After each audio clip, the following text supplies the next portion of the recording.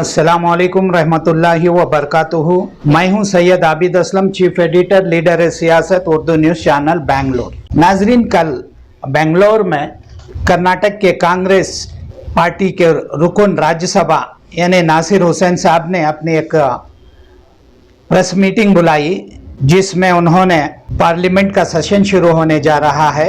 इस सेशन में जो मसाइल आने वाले हैं इस पर उन्होंने एक ही बात कही है, और साथ साथ में कर्नाटक में मुसलमानों के साथ कांग्रेस पार्टी का रवैया के ताल्लुक से जो रवैया इख्तियार किया है, जो मुस्लिम लीडरों को नज़रअंदाज किया जा रहा है, मुस्लिम लीडरों को बिल्कुल किसी भी वहदा देने पर एतराज़ात किए जा रहे हैं। ऐसे वक्त पर जनाब नासिर हुसैन साहब कह रहे हैं कि ये स्टेट और सेंट्रल का कलेक्टिव डिसीजन है, इस डिसीजन पर पार्टी फैसला लेती है। मैं जनाब नासिर हुसैन साहब से पूछना चाहता हूं, सिद्धरामैया जो कुर्बा कम्युनिटी का लीडर है, जो 5 से 6% इनकी आबादी है, ये जनता दल छोड़कर कांग्रेस पार्टी को आते हैं।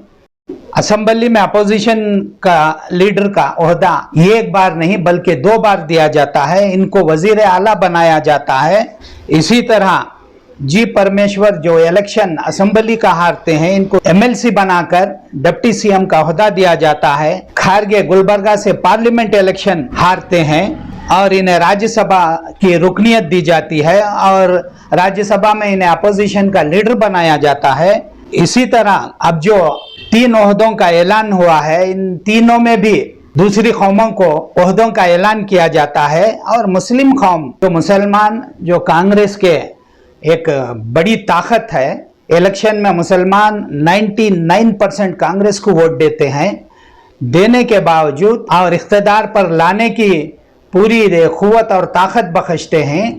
ऐसी कौम को कांग्रेस पार्टी नज़रअंदाज करती है, इसके लीडरों को नज़रअंदाज करती है, इसके लीडरों को पोजीशन नहीं देती है। राज्यसभा के एक रुकन होने की हैसियत से आप इस तरह का जवाब देना, क्या ये आपका ज़मीर आपको क्या गवाह दे रहा है?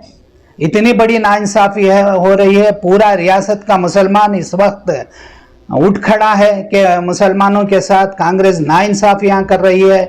जब मुसलमानों के ऊपर कोई आफत आती है तो कांग्रेस खामोश बैठ जाती है। केजी हल्ली और डीजे हल्ली के फसादात में मुसलमानों को कितनी तकलीफ हुई, इसके बारे में आज तक फैक्ट फाइंडिंग की रिपोर्ट सामने नहीं आई। इतने नाइंसाफियों के बावजूद आज भी कांग्रेस की चमचागिरी में मसरूफ़ हैं हमारे कायदीन। आखिर आपका ज़मीर क्या कह रहा है, इसका आपको जवाब देना है। आने वाले दिनों में आप इलेक्शन को फेस करेंगे, इलेक्शन के लिए कौम के सामने खिताब करेंगे, उस वक्त आपको कौम पूछेगी। अस्सलाम वालेकुम रहमतुल्लाहि व बरकातहू। आप तमाम लोगों को आज की इस प्रेस कॉन्फ्रेंस में तहे दिल से इस्तकबाल करता हूँ। मेरे साथ में हमारे पार्टी के स्पोक्स पर्सन जनाब निज़ाम फजदार साहब बैठे हैं, हमारी यूथ कांग्रेस के रिजवान हैं, मुख्तार भाई हैं। आज आप तमाम लोगों को ज़हमत देने का मकसद ये है, कल से हिंदुस्तान के पार्लियामेंट का बजट सेशन स्टार्ट होने वाला है।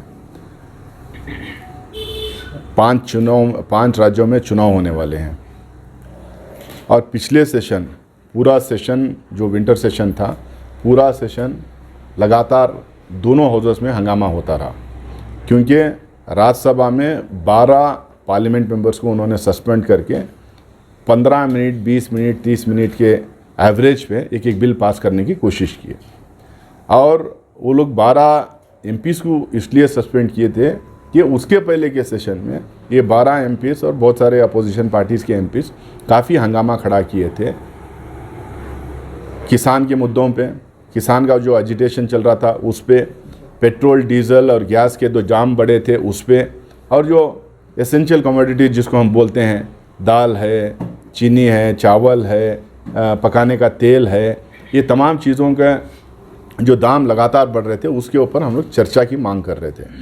हमारे बॉर्डर पे चाइना घुसपैठ करके 2-3 गांव वहाँ पे इस्टेब्लिश कर दिए। ये हम नहीं कह रहे हैं, ये अपोजिशन पार्टी के लीडर्स नहीं कह रहे हैं, ये सैटेलाइट इमेजेस उसके हैं हमारे पास। इसके अलावा कोविड में जो इतने सारे लोग जो मारे गए थे उनको हम लोग कॉम्पनसेशन की मांग कर रहे थे। लखीमपुर खेरी उत्तर प्रदेश में जो एक मंत्री MOS होम हिंदुस्तान के मंत्री का बेटा एक ट्रक लेके जो एजिटेटिंग फार्मर्स के ऊपर से चला के ले जाके 5-6 लोगों की उसमें मौत हो जाती, मार देता है, उसका रेजिग्नेशन की मांग कर रहे थे। ये तमाम चीज़ हम लोग लगातार रूल 267 राज्यसभा का है, जिसके तहत हम लोग कोई भी MP अगर एक नोटिस देता है तो उस पर चर्चा करवाना चाहिए। ये तमाम मुद्दों पे हम लोग लगातार चर्चा की मांग किए, लगातार नोटिसेस देते रहे, लेकिन किसी भी तरह से सरकार बज नहीं हो रही थी, किसी भी तरह से सरकार इस पे चर्चा करवाने के लिए, बहस करवाने के लिए तैयार नहीं हो रही थी। इसीलिए हंगामा, उसके बाद ये सस्पेंशन किए, उसके बाद पिछला सेशन में लगातार वॉशआउट हो गया। आज भी हम कल बजट सेशन में हम जब जा रहे हैं तो ये तमाम मुद्दे अभी भी जिंदे हैं, ये तमाम मुद्दे अभी भी ओपन हैं। ये मुद्दों को फिर से हम रेस करेंगे बजट सेशन में, फिर से हम बजट सेशन में इन तमाम मुद्दों के ऊपर नोटिस देंगे और बहस की और चर्चा की मांग करेंगे। इसके साथ में बजट है। अब बजट में हमारे स्टेट से 25 भारतीय जनता पार्टी के MPs चुनकर गए हैं और फाइनेंस मिनिस्टर इस देश की निर्मला सीतारमण भी, मैं एक ऐसा राज्यसभा मेंबर हूँ, वो भी इसी स्टेट से राज्यसभा मेंबर है। तो उन लोगों उनको और ये तमाम MPs को ये पूरी कोशिश करना चाहिए कि कर्नाटका को पूरा ध्यान दे बजट के अंदर, ज़्यादा से ज़्यादा हमें अकोमोडेशन करे, उसमें ज़्यादा से ज़्यादा प्रोजेक्ट्स हमें दें। हम लोग खुद लिखित में दिए हैं, रेलवे रूट्स के बारे में लिख के दिए हैं, नए रूट्स के बारे में लिख के दिए हैं और बहुत सारे यहाँ पे डेवलपमेंट वर्क्स के बारे में हम लोग सब लिख के दिए हैं। हम चाहते हैं कि उसका अकोमोडेशन हो। इसके अलावा 5 राज्यों में चुनाव चल रहा है और ये चुनाव जहाँ जहाँ चल रहा है वहाँ से जो कुछ भी अब तक खबरें आ रही हैं, हमको ऐसा लग रहा है कि कहीं भारतीय जनता पार्टी 5-0 ना हो जाए। 5 चुनाव, उत्तरांचल, पंजाब, गोवा, मणिपुर, ये तो साफ हार रहे हैं। उत्तर प्रदेश में भी जो है भारतीय जनता पार्टी हारी, अब कौन जीत रहे हैं एक अलग मसला है, BJP हार रही करके लगातार जो है वहाँ से हमें खबरें मिल रहे हैं। तो हमें लग रहा है कि ये राउंड जो इलेक्शन होगा उसमें भारतीय जनता पार्टी की एकदम भारी हार होने वाली है, बड़ी हार होने वाली है। और इसके लिए रीज़न से हैं, जो किसान का आंदोलन पूरे देश भर में हुआ था, जो पेट्रोल, डीजल और गैस के दाम बढ़े थे, जो एसेंशियल कमोडिटीज़ के जो दाम लगातार बढ़ते जा रहे हैं, कोविड क्राइसिस में जो कम्प्लीटली ये लोग मिसहैंडल किए, law and order, mob lynching, ये तमाम इश्यूज़ को लेकर मुझे लगता है कि भारतीय जनता पार्टी बैकफुट पे है, उनकी एक बड़ी हार इस इलेक्शन में होने वाली है। अब हम लोग बजट सेशन के टाइम पे ये जो पिछले जो इश्यूज़ थे वो तमाम इश्यूज़ को उठाएंगे। मैं एज एन राज्यसभा मेंबर कई टाइम नोटिस दिया, हंगामा किया, तो ये किसानों को मुद्दे पे, इंश्योरेंस वाली बिल के मुद्दे पे जो है हंगामा करने की वजह से मुझे भी सस्पेंड किया गया था। एक पूरा सेशन सस्पेंशन पिछली बार हुआ था मेरा भी, 12 संसदों में मैं भी था। तो अब फिर से बजट सेशन में जाएंगे तो ये सब मुद्दे हम लोग फिर से दोबारा उठाने की कोशिश करेंगे। इसके अलावा जो देश भर में जो हाल है, जो माहौल लगातार बनते जा रहा है, इसको लेके हम लोग कई प्रेस कॉन्फ्रेंसेस दिल्ली में किए हैं। उसमें मल्लिकार्जुन खड़गे साहब, हमारे अधीर रंजन चौधरी जो लोकसभा में लीडर ऑफ द हाउस हैं वो हैं, राहुल गांधी जी हैं, ये सब भी अलग अलग मुद्दों को हम लोगों ने प्रेस कॉन्फ्रेंस द्वारा हम लोगों ने उठाया है, हाईलाइट किया है और हमारे स्टेट में भी हमारी लीडरशिप में तमाम इश्यूज़ को उठाई है। मुझे उम्मीद है कि जो है कल के बाद जब बजट सेशन स्टार्ट होगा तो ये इश्यूज़ फिर हमारी लीडरशिप बड़े लेवल पे वहाँ पे भी उठाएगी। और यहाँ पे कर्नाटका में हम लोग पानी की इशू के लेके बेंगलोर और अगल बगल के डिस्ट्रिक्ट्स को पानी दिलवाने की और पावर दिलवाने के लिए हम लोगों ने बड़ा पदयात्रा स्टार्ट किया था, लेकिन मिडवे हम लोगों को रोकना पड़ा क्योंकि कोविड केसेस बहुत ज़्यादा हुए थे। और जो भी यहाँ पे इश्यूज़ हुए हैं उन इश्यूज़ पे कांग्रेस पार्टी पूरी तरह से अपोजिशन सरकार का कर रही है। और मुझे लगता है कि MLC इलेक्शन में जिस तरह से यहाँ पे नतीजे आए हैं और अर्बन लोकल बॉडी के इलेक्शन में जिस तरह से नतीजे आए हैं, दोनों इलेक्शन में 6% की बढ़त कांग्रेस पार्टी को रही है। बाई इलेक्शंस में हम लोगों ने जीता है और वो एक सीट जो बाई इलेक्शन में हम जीते हैं वो चीफ मिनिस्टर की अपनी कॉन्स्टिट्यूंसी से लगी हुई सीट है। तो मुझे लग रहा है कि कांग्रेस पार्टी के लिए आने वाले दिनों में बड़ा अच्छा माहौल यहाँ पे बनते जा रहा है। लीडरशिप पूरी तरह से फ्रंट पे आके फाइट कर रही है, केडर बिल्डअप करने की हम लोग कोशिश कर रहे हैं। ये इसी तरह से चलता रहा तो 2023 में जो चुनाव होगा इंशाअल्लाह पूरी तरह से कांग्रेस अपने बलबूते पे यहाँ पे सरकार बनाएगी। ये कांग्रेस पार्टी में कलेक्टिव डिसीजन लिया जाता है, स्टेट की लीडरशिप और सेंट्रल में जो लीडरशिप है सब आपस में तय करके मशवरा करके एक डिसीजन लेते हैं। कांग्रेस पार्टी एक ऐसी पार्टी है जहाँ पे मुसलमानों को पॉलिटिकल स्पेस मिल रहा है, चाहे वो असेंबली इलेक्शन हो, चाहे लेजिस्लेटिव काउंसिल हो, चाहे लोकसभा हो, चाहे राज्यसभा हो, हर चीज़ में जो है लगातार कांग्रेस पार्टी रिप्रेजेंटेशन मुसलमानों को और दूसरे अक़लियतों को लगातार दी है। अब बहुत सारे टाइम ऐसा होता है कि हर कम्युनिटी, सिर्फ मैं मुसलमानों की बात नहीं कर रहा हूँ, हर कम्युनिटी अपने तरफ से कोशिश करती है एक पोजीशन के लिए। अपोजिशन एक रहता है, अब उसमें हर पार्टी को उसको बांट के नहीं दिया जा सकता है। तो ज़रूरी नहीं जो हम मांगे वही पोजीशन हमें मिले। लीडरशिप ग्रोथ करने की बात है, अलग अलग जगहों में मुसलमानों की लीडरशिप डेवलप करने की बात है। तो अब वर्किंग प्रेसिडेंट सलीम अहमद साहब हैं, हमारे यूटी खादर साहब को अभी भी इत्तला मिली कि उनको डिप्यूटी लीडर लेजिस्लेटिव असेंबली में बनाए हैं। मुझे नेशनल लेवल पे स्पोक्स पर्सन के साथ साथ में मुझे कांग्रेस पार्टी का विप बनाए हैं राज्यसभा में। तो अलग अलग जगह में अलग अलग लेवल पे लीडरशिप ग्रोथ होती है। सीएम इब्राहिम साहब हमारे बुजुर्ग लीडर हैं, बड़े लीडर हैं, कद्दावर लीडर हैं, इसमें कोई शक नहीं है। और उनकी मांग भी जायज़ है, उसमें भी कोई हमें डिस्प्यूट नहीं करते। लेकिन बहुत सारे टाइम पार्टी में ऐसा होता है कि जब डिसीजन लेते हैं तो बहुत सारे, मैं मजबूरी नहीं करता हूँ, बहुत सारा एनालिसिस होता है, किसको कहाँ प्लेस करना, किसको कैसा लाना करके वो एनालिसिस होता है। अब ये लीडरशिप वो लोग आपस में जो बैठ के डिस्कस करके डिसीजन लिए हैं, अब वो डिसीजन का बेस क्या है उसको मुझे नहीं लगता कि हम प्रेस कॉन्फ्रेंस में या नहीं तो आवाम के सामने हम रख पाएंगे, क्योंकि हम लोग उसके पार्ट नहीं हैं।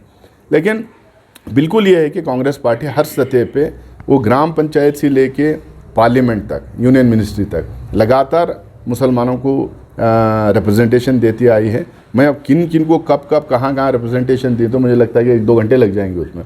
चीफ मिनिस्टर्स मुसलमान अगर हिंदुस्तान में किसी भी पार्टी से अगर हुए हैं तो कांग्रेस पार्टी से में, एक नहीं 6-6, 7-7 स्टेट्स में हुए हैं, गवर्नर्स में हैं, यूनियन मिनिस्टर्स में हैं, जजेस हुए हैं, president of India, vice president of India हुए हैं, डिप्यूटी चीफ मिनिस्टर्स हुए हैं। स्टेट्स में हर स्टेट में जो है कोई ऐसा स्टेट नहीं जहाँ पे हम लोग टिकट्स नहीं देते हैं, जीत के आते हैं तो मंत्री बनाते हैं।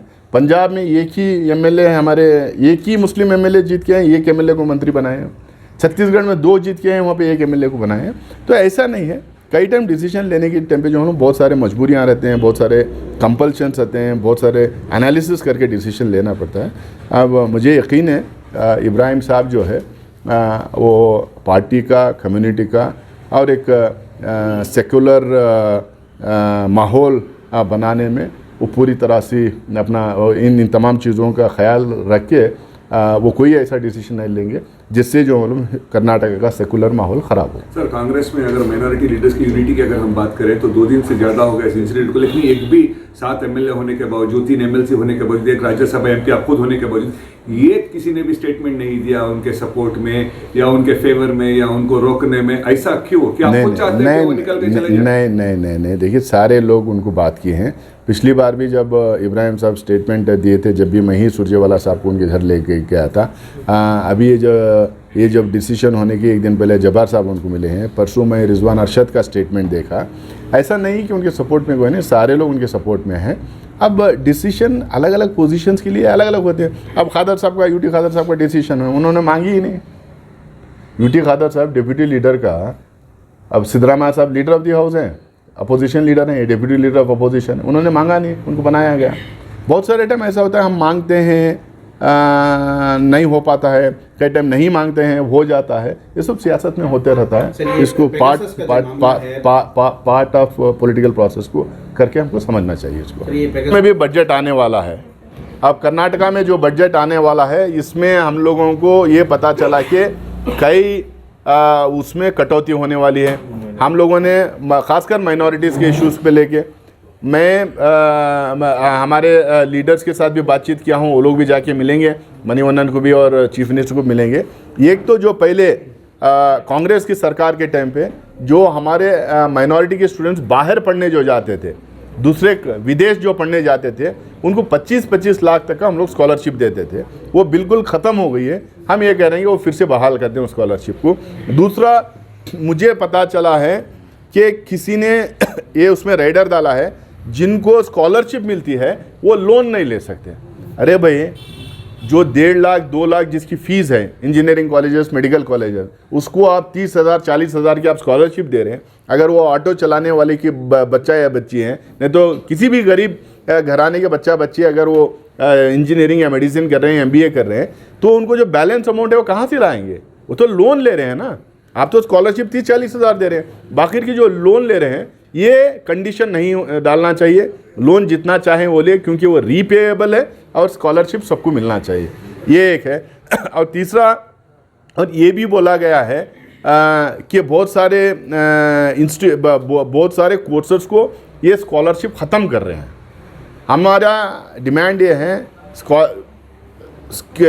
कोर्स कितना भी बड़ा हो, कितना भी छोटा है, लेकिन जो पढ़ने वाला है अगर उसको ज़रूरत है तो उसको स्कॉलरशिप मिलना चाहिए गरीब को। ये शादी भाग्य बंद किए थे, शादी वालों को पैसे नहीं दे रहे, वक्फ के इंस्टीट्यूशन को जो ये प्रोटेक्शन के लिए जो पैसा आता था वो नहीं मिल रहा है। ये इन तमाम इश्यूज़ को हमारे लीडर्स रेस करेंगे, इसको बजट में अकोमोडेट होना चाहिए, क्योंकि पिछले 2 साल कोविड का बहाना दिया गया था। अब कोई बहाना नहीं चलेगा, क्योंकि फुल फ्लेज इकोनॉमी चल रही है, इकोनॉमी बैक ऑन ट्रैक से।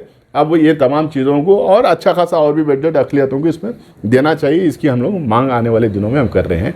और मैं एक चीज़ और भूल गया था बोलने के लिए कि हज कमेटी की जो पिछली मीटिंग हुई थी उसमें ये एक प्रपोज़ल आया था कि हज हाउस को, हज भवन को हॉस्पिटल में कन्वर्ट कर दें। तो हम लोगों ने उसको मना किया, रेजोल्यूशन पास किया कि हज भवन हॉस्पिटल में कन्वर्ट नहीं होगा, उसको मल्टीपर्पज़ यूटिलिटी के लिए हम लोग इस्तेमाल करेंगे। तो इसीलिए मैं इनको पूरी कमेटी को दिल्ली ले गया था और वहाँ पे इंडिया इस्लामिक कल्चरल सेंटर का पूरा मुआयना करवाया। उसके बाद मुख्तार अब्बास नकवी साहब जो माइनॉरिटी अफेयर्स मिनिस्टर हैं उनसे मिले और उनको हम लोगों ने बोला कि और हमें फ़ंड्स चाहिए इसको मल्टीपर्पज़ बिल्डिंग में इसको कन्वर्ट करने के लिए। अब वो क्या रहेगा, उसका स्वरूप, उसका क्या ये रहेगा, वो हम अगली बार डिस्कस करके उसको फाइनल करेंगे। और 3 जगह हज भवन बनने के लिए हम लोगों ने स्पेस आइडेंटिफाई की है। कुछ पैसा हमारे पास है, मेरे ख्याल से मैंगलोर, हुबली, धारवाड़ और गुलबर्गा, और हमारे पास मेरे ख्याल से 10-15 करोड़ रुपए हमारे पास हैं। हम लोगों ने यूनियन मिनिस्ट्री से मांग की है कि तीनों हज भवन बनने के लिए आप पैसा दें, वो अग्री किए हैं कि वो हमको पैसा देंगे इन ईद के। और इसके अलावा वफ़ सेक्रेटरी, जो वफ़ काउंसिल के सेक्रेटरी को भी बुला के हम लोगों ने बात किया है। हमारे जो है ऑलरेडी PMJY स्कीम्स में 119 करोड़ रुपए के प्रोजेक्ट्स कर्नाटका के लिए सैंक्शन हुए हैं, हाईएस्ट इन इंडिया। देखो PMJY स्कीम्स में वफ़ लैंड को दे नहीं सकते, लेकिन हम लोगों ने मनवा के, ये भी गवर्नमेंट की लैंड है, ये भी गवर्नमेंट के अंडर मिनिस्ट्री आती करके बोल के बहुत सारे प्रोजेक्ट्स हम लोग ले गए थे। उसमें 119 करोड़ के प्रोजेक्ट हम लोगों ने सैंक्शन किया है। उसका पैसा भी मेरे ख्याल से 5 प्रोजेक्ट्स का पैसा ऑलरेडी आ भी गया है, और प्रोजेक्ट्स हम लोग उसमें दे रहे हैं ताकि ज़्यादा से ज़्यादा प्रोजेक्ट्स हम वफ़ लैंड्स के ऊपर हम लोग प्रोजेक्ट्स लेके पैसा लेके, ये फ़ंड है, ये लोन नहीं है, इधर इसका फ़ायदा जो है कम्युनिटी को हो।